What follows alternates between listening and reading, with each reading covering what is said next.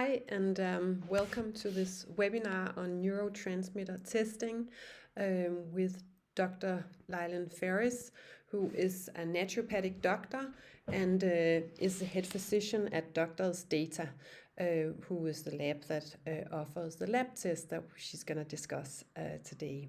Now, we've had some challenges with the recording. The system didn't want to record to begin with, so we are actually missing the beginning of the presentation, unfortunately. But what Dr. Ferris is covering in the beginning is some statistics on different countries and the use of SSRI, so antidepressant medication, and how after COVID, the sales of prescriptive antidepressant medication has risen even further.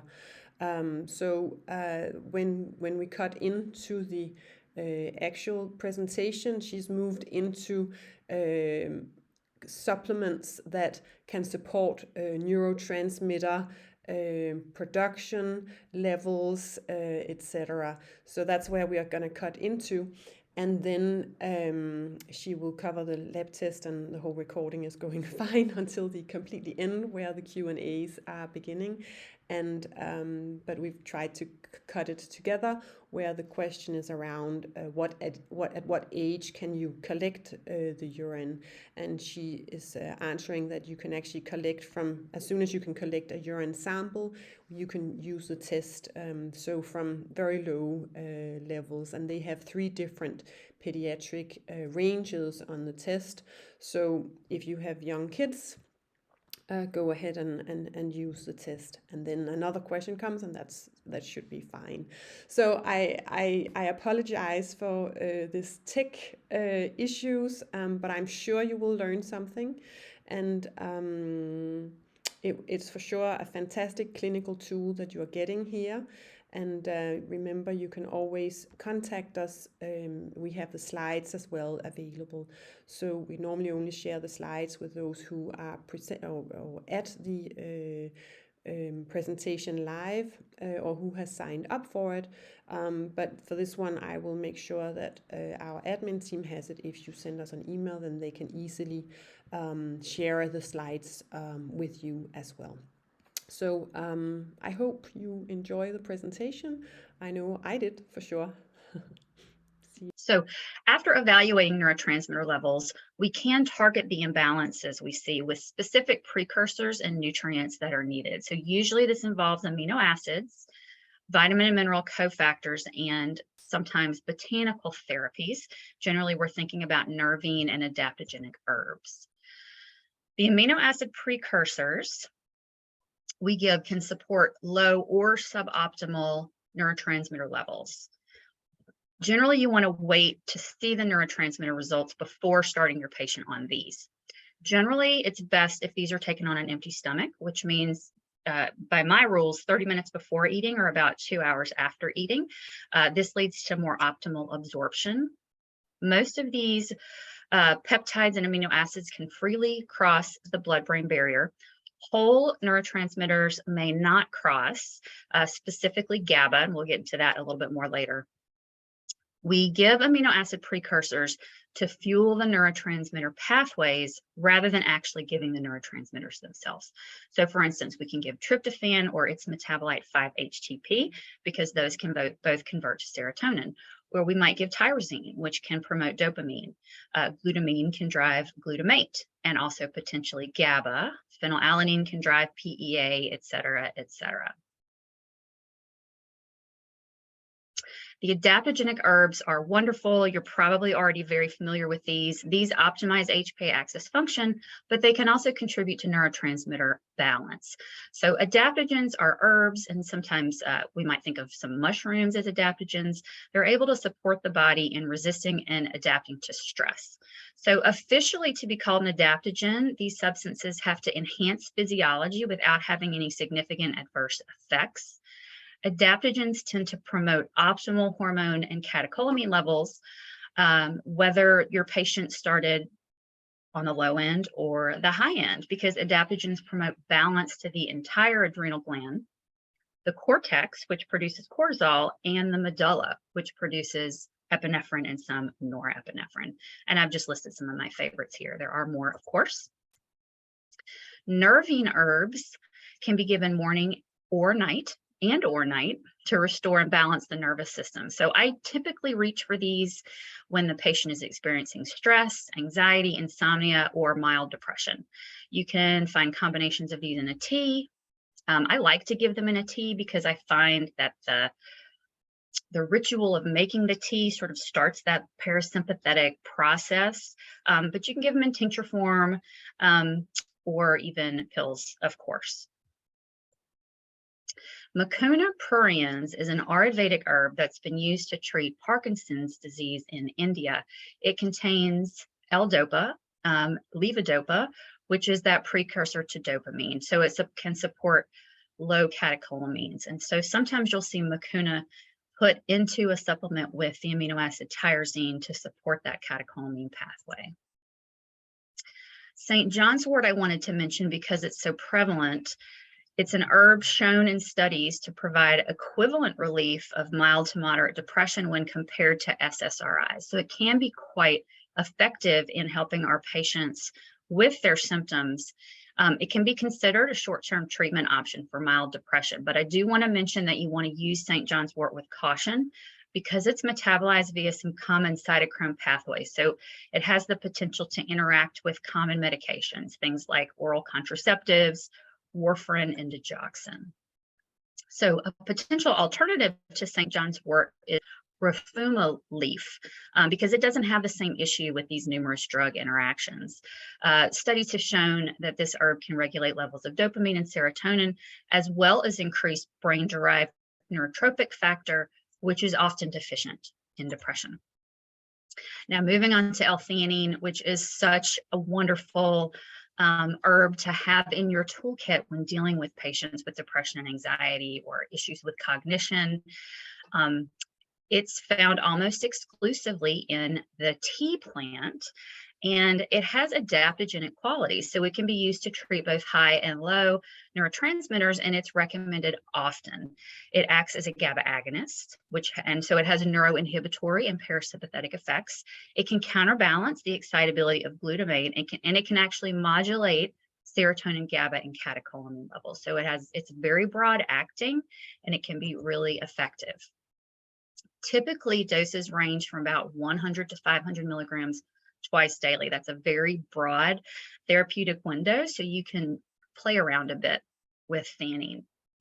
L-theanine has a short half-life, so we do recommend giving it at least twice a day, although in some of my patients with significant anxiety, I tell them to use it PRN during the day, sometimes in a chewable form, because it can really take the edge off those anxious moments.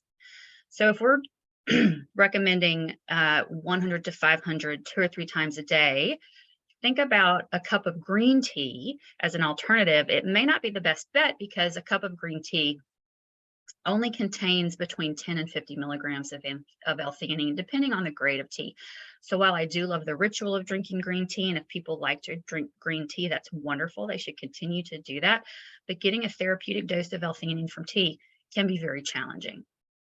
L-theanine can boost alpha waves within the brain, which indicates relaxation, and it modulates mood, which can create a sense of well-being and improve cognition, especially combined with a little bit of caffeine, as naturally found in the tea plant, promoting a state of what's called mindful alertness.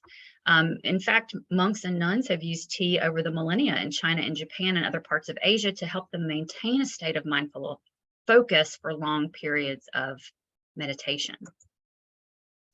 And speaking of mindfulness, there have been a number of studies evaluating the effects of regular meditation on neurotransmitter levels.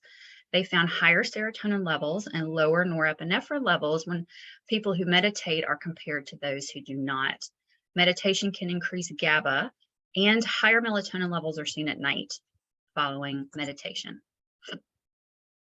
So cofactors. Cofactors are the substances that are essential for an enzyme's activity. So I'll show you our pathway momentarily, but essentially what we've got here are various neurotransmitters here in the little bubbles, the enzymes that promote this movement are here in blue italics, and here on the left in orange are the cofactors that help to fuel these enzymes. So clinically, these can become important when the conversion is slow. So for example, if we look at this pathway, if norepinephrine were elevated and epinephrine were low, it may be an issue with the enzyme PNMT. So cofactors to support this enzyme are SAMe and cortisol. So in addition to SAMe, in this case, HPA axis treatment might fit in very nicely to support normal norepi and epi levels. And so I do want to acknowledge here quickly that the United States is a little bit unusual in that we call these substances norepinephrine and epinephrine. You all may be more familiar with calling them adrenaline and noradrenaline, two different names for the same substances. So here is the pathway of the neurotransmitters that doctor's data tests for.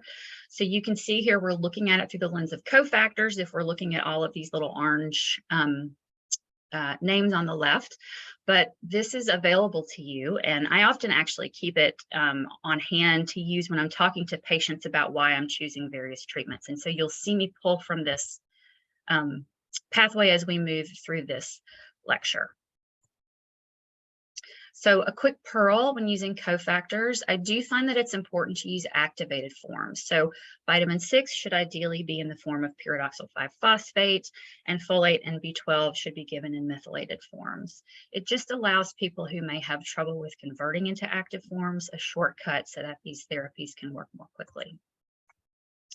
So we have to talk about methylation here because the ability to methylate adequately is important for neurotransmitter balance.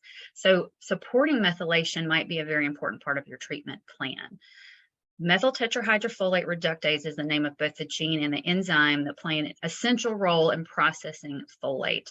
Methylation affects a diverse variety of metabolic processes, and so when those are interrupted, it can disrupt neurotransmitter creation and metabolism. So 5-MTHF is a critical cofactor for neurotransmitter synthesis. So we can see here that it combines with BH2, which is biopterin, to create tetrahydrobiopterin, which is a required cofactor for the synthesis of not only serotonin, which is what this pathway shows, but also the catecholamines, because the rate limiting steps for the hydroxylase enzyme are actually the same for both pathways. So methylation is very important for mood regulation. And there are additional antidepressant activity effects, right? Because we know that transforming homocysteine to methionine requires a methyl group, and also with the creation of SAMe, which is a donor for all of these monoamine neurotransmitters. So people who have MTHFR gene mutations make faulty MTHFR enzymes, and so they can experience interruptions in methylation pathways. So if you suspect a defect, you may want to consider genetic testing, although you don't have to. You can certainly treat empirically, and some possible supplements are listed here. So the neurotransmitters that require methylation are the monoamines, serotonin, dopamine, epinephrine, and norepinephrine, as well as glycine. Now, when these are all low or suboptimal, this suggests that the patient is having an issue with methylation and may in fact have a variant. Now remember that people with these MTHFR defects still have some functionality in these methyl-supported enzymes, and so the degree to which you'll see low levels of monoamines will vary by case. Patients with known defects can in some cases have low or suboptimal serotonin, dopamine, and norepinephrine, but the epinephrine may still be upper range or elevated. I have come to believe through observing this hundreds, thousands of times, that this seems to be due to the stress response. So all of the available methyl seems to be utilized to drive more epinephrine production because of its importance in the stress response. So if you see all the others low, but epinephrine elevated, that doesn't rule out an issue with methylation. It's just the body trying to maintain homeostasis and do what it needs to in the moment. Vitamin D is an important cofactor that activates gene expression of both tryptophan and tyrosine hydroxylase. So again, here we are back to this rate limiting step. Tryptophan hydroxylase turns tryptophan into 5-HTP, and tyrosine hydroxylase turns tyrosine into L-DOPA. It's the very same enzyme, just with different substrates. So these are the rate limiting steps in the production of serotonin and the catecholamines. Vitamin D is an important cofactor that activates gene expression of both tryptophan hydroxylase and tyrosine hydroxylase. Again, so vitamin D and also an important cofactor here in this conversion. And in fact, some people hypothesize that seasonal affective disorder, in which people feel depressed when the sun isn't out, might be in some degree due to the fact that without sunshine, we often, if we're not supplementing, we often have lower vitamin D levels in the winter months. So this is potentially one mechanism behind the seasonal affective disorder that some people experience in those dark winter months. Fish oil is not a cofactor, but it does benefit the nervous system. There are two major components of fish oil. Of course, the EPA component is very anti-inflammatory, and the DHA component provides fluidity to cell membranes, and it's vital to the brain and nervous system function. We also know that inflammation often underlies chronic health issues and has been associated with depression specifically, so fish oil can have antidepressant effects. And probiotics are important, but also a clean diet that supports the microbiome. Over the last decade, the number of studies in this area have really exploded and demonstrated a bidirectional relationship between the gut microbiome and brain function. So this has been termed the microbiotic gut-brain axis. So this concept suggests that modulation of the gut microbiota may be a tractable strategy for developing novel therapeutics for complex CNS disorders. Nutritional tools for altering the microbiome of course, include changes in diet, generally increasing fiber, specifically soluble fiber, giving prebiotics, and then, of course, giving probiotics themselves. And then again, more studies if you'd like to read more. Probiotics can attenuate anxiety and depressive-like behaviors in experimental animal and human models. Evidence suggests that oral probiotics may have beneficial consequences on mood and psychological distress. So the authors of this study propose three potential mechanisms: competitive exclusion of deleterious gut pathogens, decreases in pro-inflammatory cytokines, and also communication with the CNS via vagal sensory fibers. All of these proposed mechanisms can affect neurotransmitter secretion. And now there are actually ways to determine the makeup of the microbiome with PCR testing, which can be very helpful. So the GI 360 is a tool that includes assessment of the diversity of the microbiome, as well as specific details on the levels of pathogens and beneficial bacteria. And this type of testing can be really helpful, especially in those hard to treat cases. Inflammation really has to be considered. Not every depressed person is inflamed, but inflammation is a common avenue to depression that should be considered when trying to determine the root cause. Inflammation through multiple mechanisms, and you can see here, these are the various mechanisms, can result in higher glutamate, lower serotonin, dopamine, epinephrine, norepinephrine, and BDNF levels, which can result in psychiatric conditions, specifically anxiety and depression. Now, this article in Psychiatric Times from 2018 lists some helpful considerations when treating mental health, including assessing for a common cause, which is specifically inflammation. They recommend considering not using SSRIs as a first-line therapy. And also, I want to zoom in on this one, implementing lifestyle interventions such as exercise, sleep hygiene, and meditation. They didn't include good nutrition, but of course that's a given for us functional medicine docs. These lifestyle changes really should be implemented with all of our patients, right? Not just the inflamed ones, but it's always good to see it in a publication. So if you're just getting started with this, or you have a patient that seems pretty straightforward, you may want to start with the NeuroBasic profile. So again, this is a test done in urine. In the NeuroBasic profile, you're able to test serotonin, dopamine, norepinephrine, epinephrine, GABA, glutamate, glycine, histamine, and PEA, which is phenethylamine, but nobody likes to say that whole word, so we call it PEA for short. So if you look here at the test results, you can see that blue indicates a level is below the reference interval.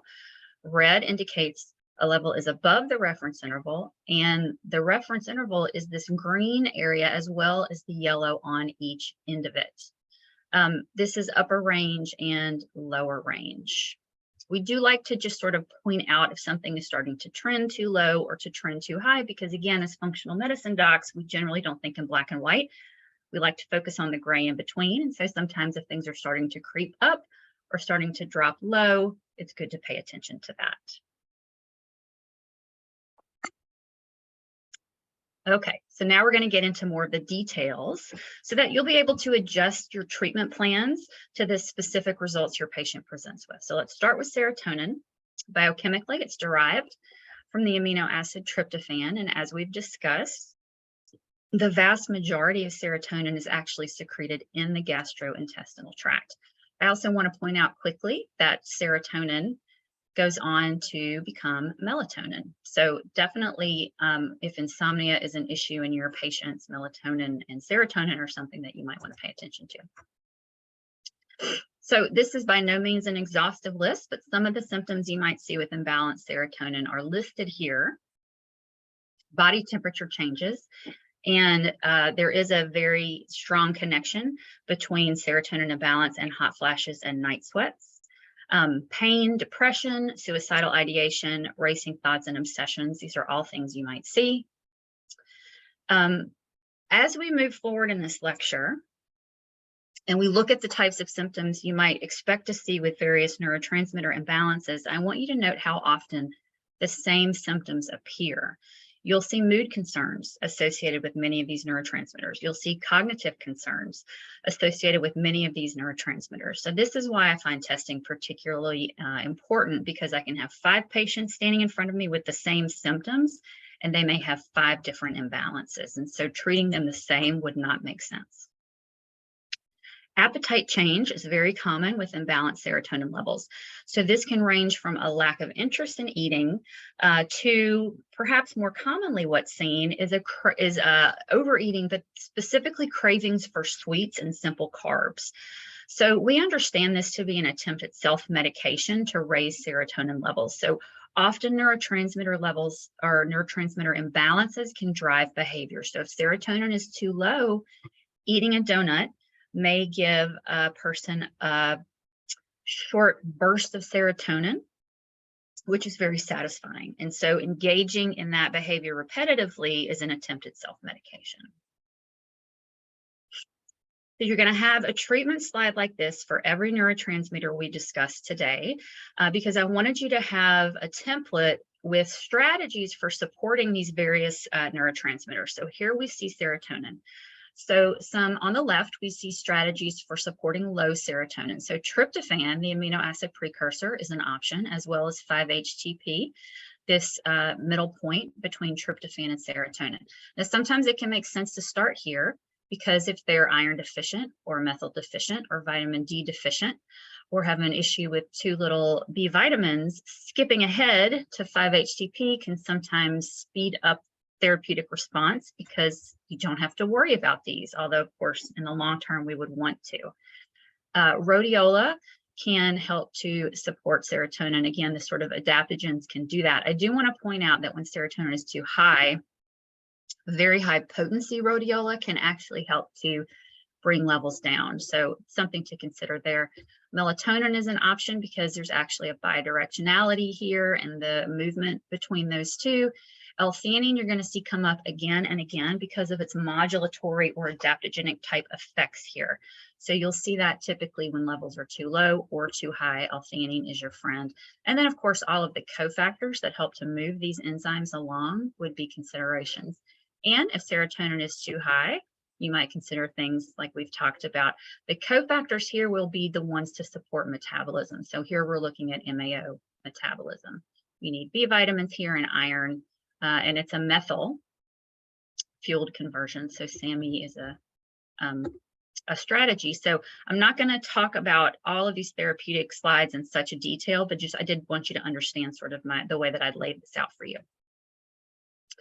So interestingly, melatonin supplementation may be an alternate way to boost serotonin levels. So a 2016 study supports this, and that there is this bidirectionality from serotonin to melatonin, and then melatonin back to serotonin.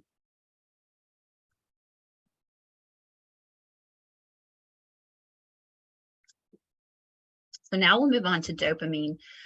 People who are extroverted tend to show higher levels of dopamine activity than people who are more introverted. So this neurotransmitter stimulates the reward and pleasure centers in the brain, and it also affects movement and behavior, allowing us to move toward an expected reward. And the reward response is enhanced, especially if the reward received is greater than expected. So imagine that you're a child standing in front of a gumball machine and you have a coin in your hand. So in the United States, it would be a quarter. So if you put the quarter in the machine and turn the crank and one gumball drops into your hand, that's wonderful, but that's what you expected. But did you ever have the experience of putting a coin in the machine, turning the crank, and having two gumballs drop into your hand? Do you remember the excitement that you felt because of that unexpected reward? That is dopamine. That's what I'm talking about. So dopamine is a catecholamine derived from the amino acid tyrosine, and it converts to the other catecholamines, norepinephrine and epinephrine. So tyrosine through L-dopa becomes dopamine, which then becomes norepinephrine and epinephrine. So if dopamine is too high, this is how people might see the world. Things that once seemed safe and comfortable no longer do. We might see symptoms like increased worry, paranoia, ADHD, a decreased ability to interact socially, and desire for instant gratification. Conversely, dopamine deficiency is associated with Parkinson's disease, mood swings, depression, anxiety, and a loss of motivation, and even some pathological states like schizophrenia, autism, ADHD, and restless leg syndrome. With low dopamine, a person may be more susceptible to developing behaviors that result in a temporary increase in dopamine. So with serotonin, we talked about the cravings for sweets and carbs. With dopamine, people may be more prone to risky behaviors and potentially addiction. So this could be addiction to anything from food to drugs to gambling to sex. Dopamine is sometimes called the motivation molecule. Lab mice that are dopamine deficient are so apathetic, they'll literally starve themselves to death, even when food is readily available. That's how important dopamine is to motivation. So here are your options to treat both low and high levels of dopamine. Now, massage can be a great prescription for us to give our patients. Studies suggest that they can decrease salivary cortisol and increase urinary serotonin and dopamine. Dopamine converts to norepinephrine by the addition of a hydroxyl group, and then to norepinephrine with the addition of a methyl group. So molecularly, they're all quite similar. They work together as part of the fight or flight response. So these catecholamines can affect heart rate and blood pressure, also the release of glucose from energy stores, that sort of thing. So norepinephrine is released during stress to stimulate the fight or flight response. Most of the norepinephrine is secreted in the central nervous system from the locus coeruleus, but some is also released in the periphery from the adrenal medulla. And then epinephrine is synthesized solely in the adrenal medulla.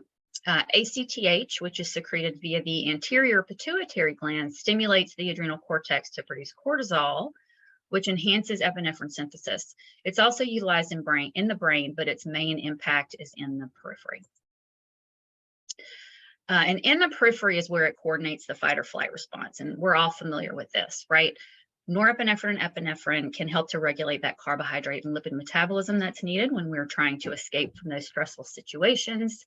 They're released from storage vesicles in the adrenal medulla in response to stress. Now, remember, stress is not just traffic and finances, right? It's also over-exercising, exposure to cold, inflammation, low blood glucose, things like that.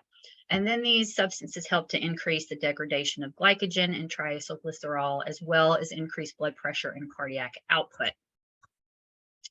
Now, when catecholamine levels are low, some people engage in self-medicating behaviors. So what do these people have in common? We like to call them adrenaline junkies. They're self-inducing a fight or flight response by intentionally engaging in stressful or risky behavior, which causes a release in epinephrine, which gives them a high.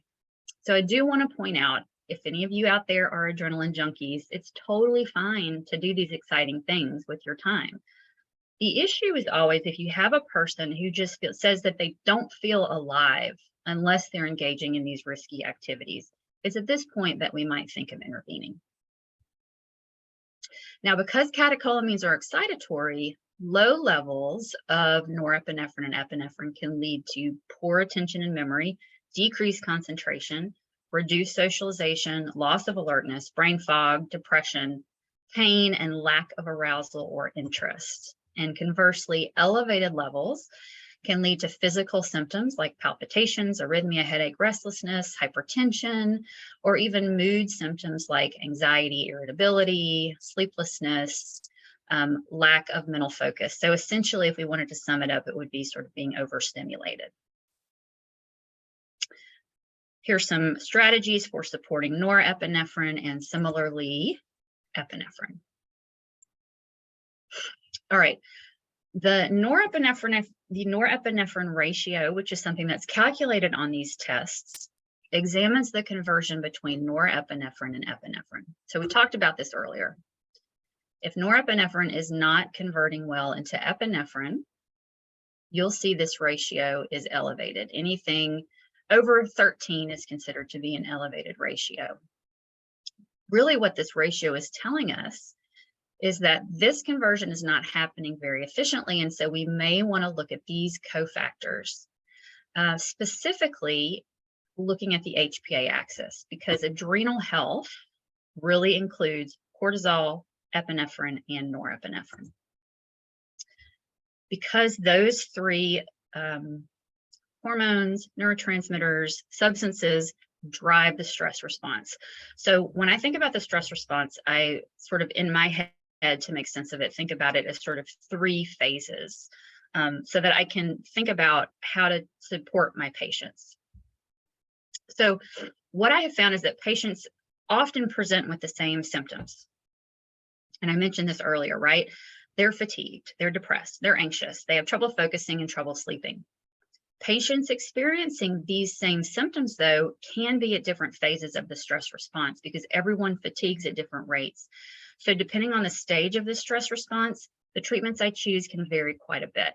Patients in early stages of the stress response, like I've shown here, so you could call it early stage or phase 1, they typically have elevations in cortisol, norepinephrine, and epinephrine, because at this stage, the body is pretty efficient at responding to stress.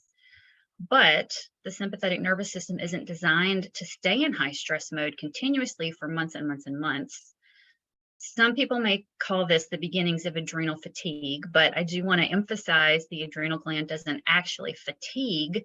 What's happening is the sympathetic response and the HPA axis adapt to this constant onslaught of stressful stimuli. So at this point, as the body is adapting, some markers may test high and others may test low.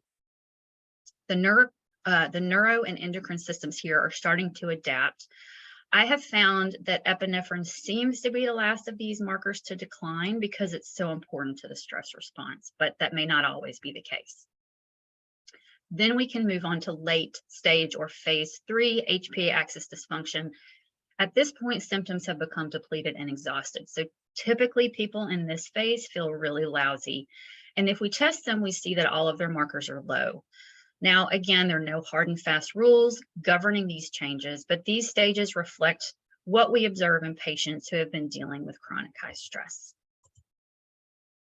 Okay, moving on to the next neurotransmitter, we have glutamate. It's the most abundant excitatory neurotransmitter in the body. It's molecularly similar to GABA, but the two have opposing neurological effects. And the enzyme glutamate decarboxylase, or GAD, converts glutamate to GABA in the presence of the active form of B6, which is pyridoxal 5-phosphate. And taurine is listed here as a cofactor. Really what it does is it helps to protect people from the toxic effects that too much glutamate can have on neurons.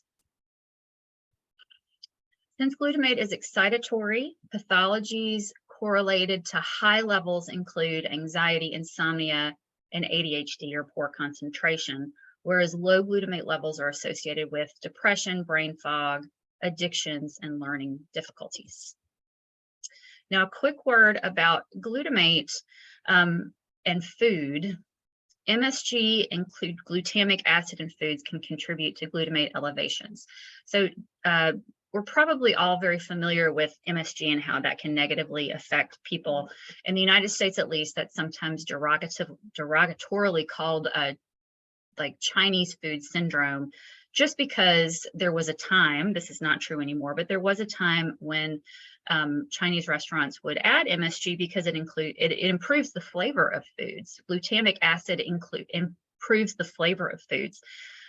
Now what we know is that a lot of mass-produced foods will include glutamic acid because it does improve that flavor. And so if your patients have elevated glutamate when they test, but they're eating a lot of pre-prepared foods, frozen pizzas, frozen dinners, or maybe they're eating a lot of fast food, it's pretty easy to say, hey, you know, these foods often contain a lot of glutamic acid because it makes cheaper ingredients taste better, essentially.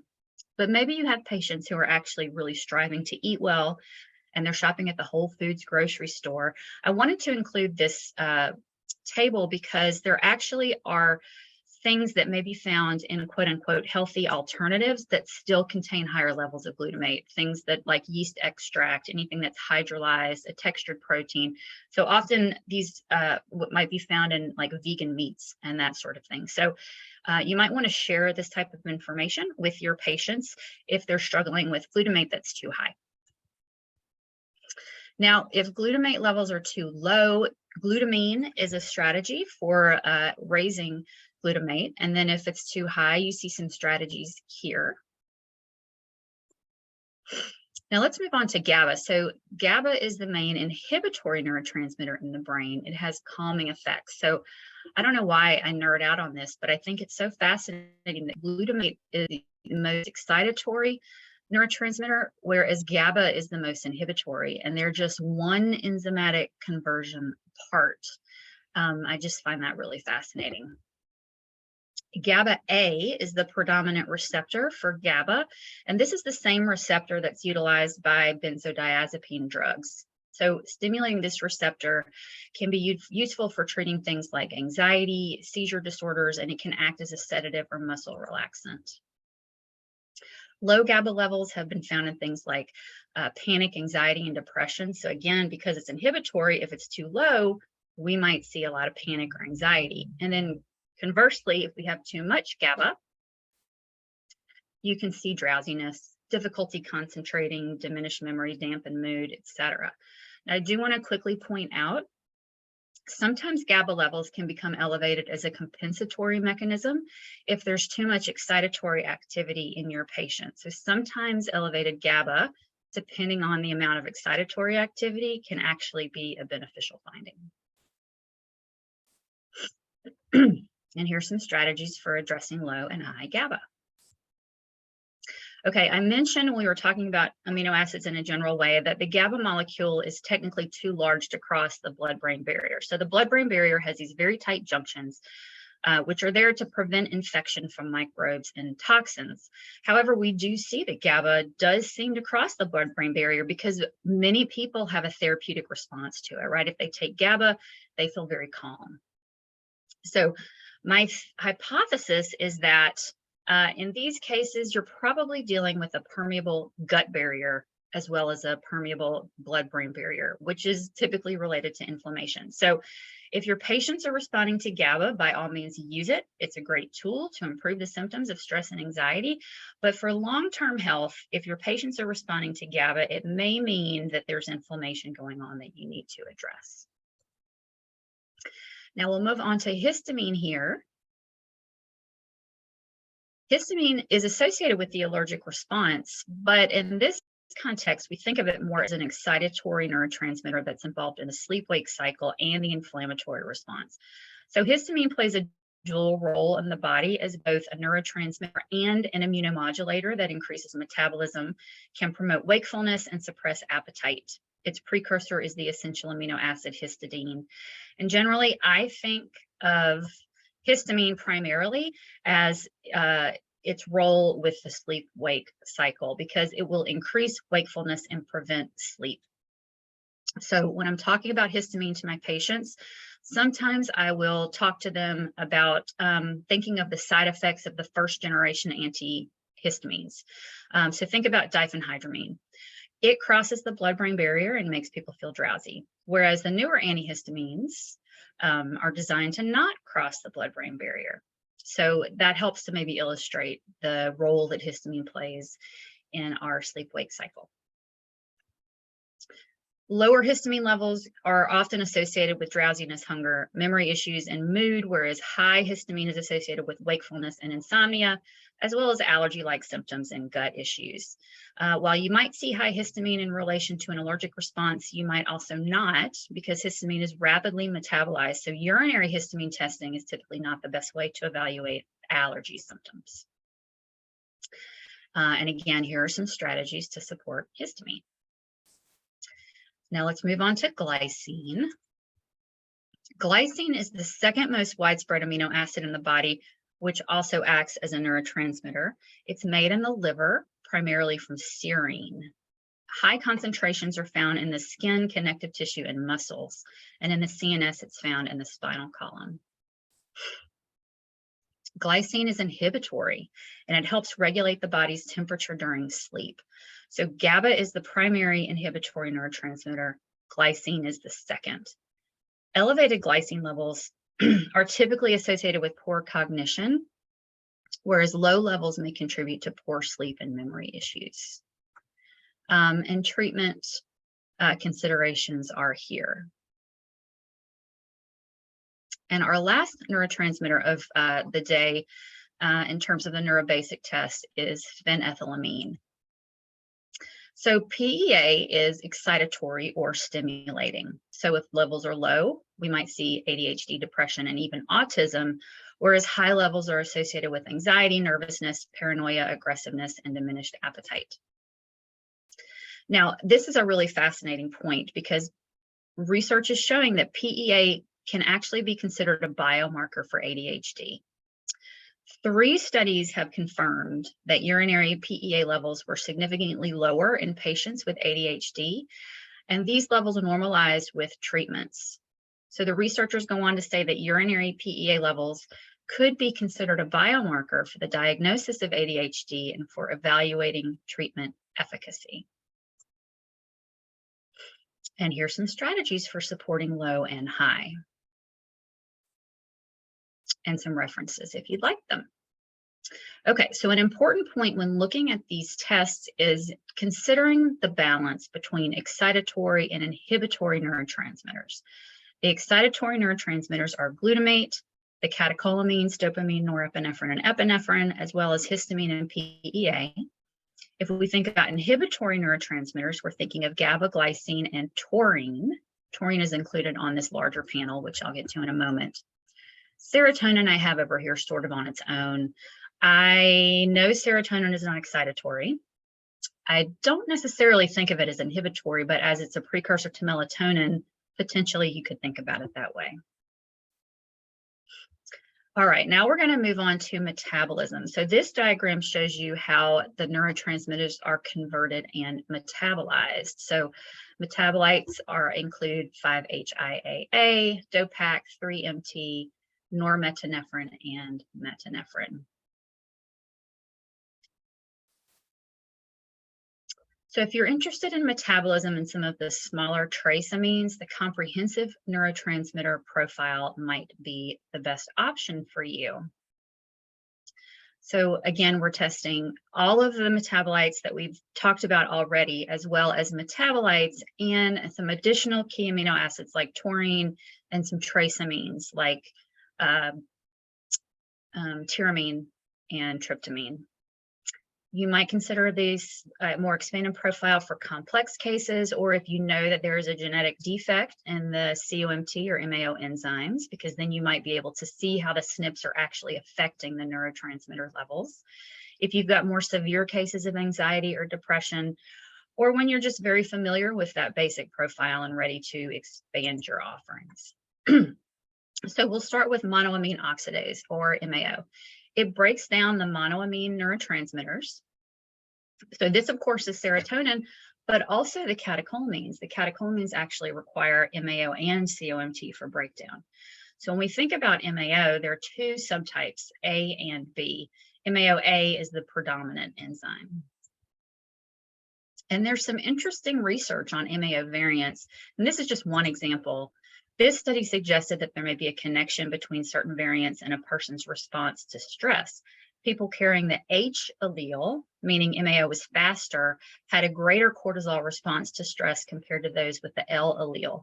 Now, keep in mind that environment, upbringing, nutritional status, and inflammation all affect these enzymes. So having a variant, of course, does not decide your destiny, but it may mean that your patient needs to be more careful and considerate. I think there's still emerging evidence on what it truly means to have these genotypes, but these variants do seem to make certain behavioral responses more likely. Having a slow MAO can impair our ability to break down serotonin. So it has been coined as the warrior gene in some publications. It's located on the X chromosome. So women have 2 X chromosomes, and so they're more likely to have one normally functioning gene copy, whereas men only have 1 X chromosome. So if they have MAO defect, they might be more affected by this, which leads to increased risk-taking and retaliatory behavior, potentially. Not all studies agree on this. And it may be that having this gene could make men, specifically Caucasian men, less resilient in the face of childhood adversity. But again, behavior is complex and influenced by many factors, including genetics and our environments. But it is interesting to see how SNPs, essentially what we're looking at here is that if you have slower MAO activity, you're going to end up with higher serotonin. But it's interesting that whereas this has been called the warrior gene in males, this is one study that said in females, it may actually increase happiness. So in this study, they found that women who had this variant rated themselves as happier than women who did not carry the trait, but they didn't see this difference in the male participants. So these are all of the markers that could give you an understanding of the MAO functionality for your patient. So a sluggish MAO may manifest as an elevated serotonin and a low 5-HIAA, which is its primary metabolite. An overactive MAO enzyme might manifest as low serotonin and an elevated 5-HIAA. So here's some strategies for supporting that sort of imbalance. And there are a lot of natural choices here. We've already talked about St. John's wort. It's probably the best studied herb on this list, but there are a lot of options here for you and your patient to discuss and some references. Now we'll move on to catechol-methyltransferase, COMT, COMT. A lot of ways that people say it, but essentially what we're talking about is the enzyme that degrades the catecholamines. The enzyme introduces a methyl group to the catecholamine, which is donated by SAM, which makes this a methyl-dependent function. There are a lot of pharmaceutical COMT inhibitors that have been developed for use in things like Parkinson's disease. Now, a lot of variants have been identified, and I understand that you all recently had a lecture on this, and so that had all of the information I'm sure you need. I'm just going to touch on it today, but these variants can either slow or speed up the activity of the COMT enzyme. There was one review that estimated about 80% of the population has at least one SNP in this gene. So remember that having high or low catecholamines does not automatically identify whether a person has one of these variants, and having a variant does not necessarily guarantee a certain neurotransmitter pattern. But it is interesting to think about. And testing these markers is how you can see how the enzyme is actually performing. You'd be looking at 3-MT, norepinephrine, and norepinephrine. So here are some ways to support a slow or a fast COMT enzyme. You don't have to have genetic testing done. You can look at metabolite levels to steer you towards which treatment is needed. So if your COMT metabolites are too high, you can also support MAO. But why might you want to do this? because, as I mentioned, COMT breakdown involves using both the COMT and the MAO enzymes. When COMT and MAO are not behaving as expected, besides a SNP or a vitamin deficiency, you might consider other common factors like inflammation, because we know that inflammatory cytokines can either increase or decrease the activity of these enzymes. And also hormone imbalance can be a factor. It's interesting to note that excess estradiol can decrease MAO and COMT, which can lead to higher serotonin and catecholamines, and low estradiol is associated with low serotonin. Additionally, testosterone can increase COMT activity. Okay, that was it. I hope this overview has provided you all with a roadmap to optimizing neurotransmitter secretion and metabolism in your patients. As I said, many patients can present with the same symptoms, things like fatigue, mood concerns, issues with focus and concentration, and with sleep. But the etiology of these are complex and they can be different in each case. So addressing neurotransmitter imbalances can make a significant difference in understanding and treating the patient sitting in front of you to help to report appropriate neurotransmitter levels. So we do have pediatric ranges for you. Okay, excellent. The other question I thought was relevant is that if you have patients on medication, so on antidepressants or maybe Ritalin or something, how do you suggest testing whilst on it, or a break, or?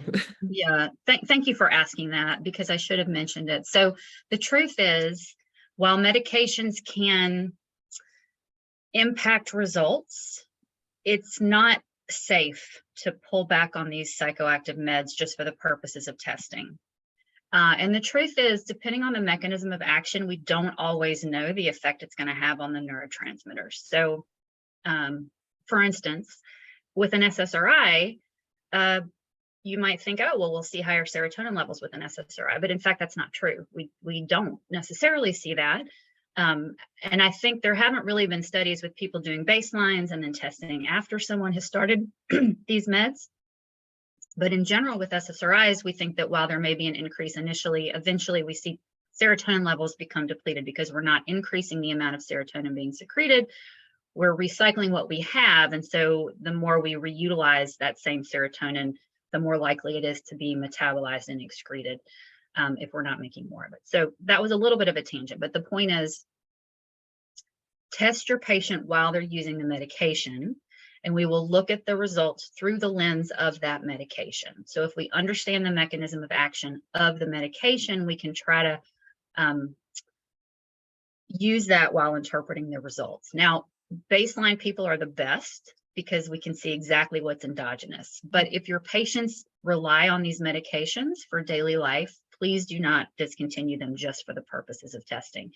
Now, I will say, if you have people who are on 5, 6, 7 of these meds, it is very difficult for us to determine what's influencing what. But if you have a child who's on an amphetamine for ADHD, or you have a person who's on an SNRI, we can usually try to interpret what we see to the results. And then you can move forward supporting that patient while they're utilizing that medication. So, you know, because I'm a functional medicine doc who sort of practices outside of the conventional system here in the United States, by the time people come to me, they may be very disillusioned with what they've been doing. And so often what they want to try to do is switch to an alternative and maybe discontinue the med that hasn't been working so well for them. So testing allows me to see what the imbalances look like while they're utilizing that medication. So for instance, if they are taking an SSRI, but their serotonin levels are quite low, I might want to support serotonin secretion via 5-HTP or tryptophan, for instance, for a period before I start to wean them, because I found that then the weaning process is more effective and generally they're more successful at getting off of those medications in a timely fashion. So the information we get from testing people while they're using medications can actually be quite valuable. But I do want to stress, if they're on sort of a nice big cocktail of medications, then it can actually be tricky for us to determine what's influencing what. Okay. I think that's kind of, yeah, there were a few other questions, but I think these two were mainly relevant for when to test and how to test. Okay. So well, thank you for your time again and your presentation. And I hope that everyone will view this as a gift for their clinical work with their patients. And as you say, this is relevant for so many people because there's so many symptoms that relates into it. And being stressed or being tired, it's just not a question of only cortisol levels. There's more to the picture, and this really opens up for us to become even more investigative in our patients' workup for sure. So again, thank you. And thank you to you all out there and for the glitch in the technique. Hopefully it will work better next time. It's the first time we've had that. So, and to all of you, remember that we have a webinar again in February, on the 16th of February, on gut testing. And Lyle, I hope I get to see you again here for sure on something else. Yeah, I look forward to that. Yeah. So everyone out there, wherever you are in the world, I wish you a lovely evening, night, what have you, and see you soon. Bye, everyone. Goodbye, everyone. Bye.